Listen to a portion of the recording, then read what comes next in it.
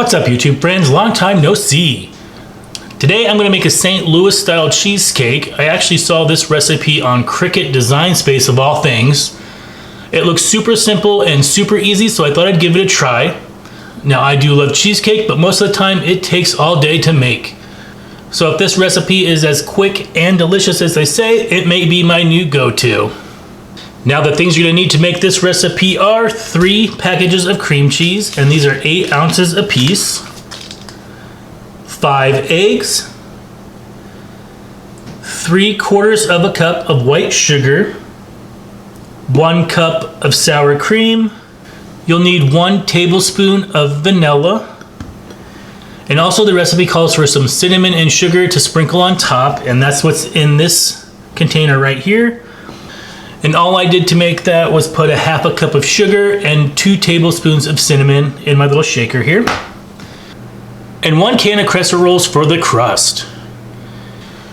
I went ahead and I preheated my oven to 350 degrees, and I also sprayed a 9x13 pan with some Pam.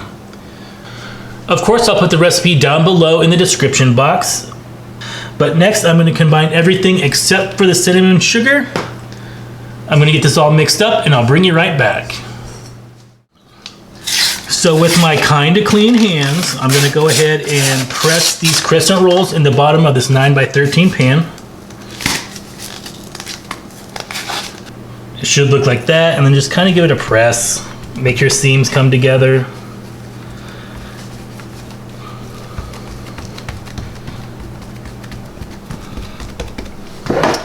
Okay, you just kind of want to pinch the seams together, make sure everything's nice and flat, and it fills the bottom of your pan.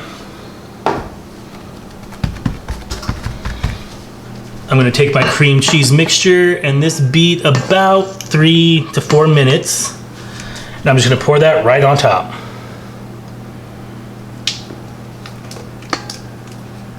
And finally, it just says to sprinkle with cinnamon and sugar.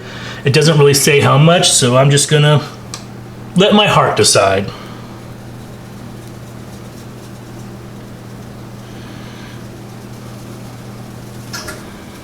That seems pretty good to me. I used about half of the mixture that I made, so maybe a scant 1/4 of a cup. Now we're just going to put this into a 350 degree oven for 45 minutes. Once it comes out, I'll show you what it looks like. It's been 45 minutes and look at how this puffed up. It looks delicious. Do be careful. You might want to put it on another sheet pan or something like that. I'm going to let this cool off and I'll bring you back when ready to cut into it. So here is what it looks like after it cooled off. I really love how it kind of made its own little crust. And a couple people already took some slices, as you can see. They said it was delicious. Now, one thing I was really worried about is if the crust was going to cook. So let's flip it over and see how it turned out. And that looks beautiful. You can really see the layers. Now I'm going to serve this with a little bit of leftover pie filling that I have. This is some cherry pie filling.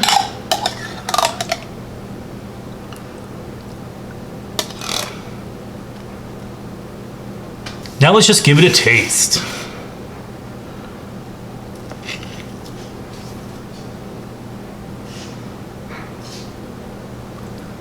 The filling is super fluffy and creamy. It kind of reminds me of like a sopapilla, if you've ever had one of those, with the cinnamon and sugar on top, but super delicious. I hope you give this recipe a try. If you like this video, give it a big thumbs up. And as always, thanks for watching, and I'll see you next time.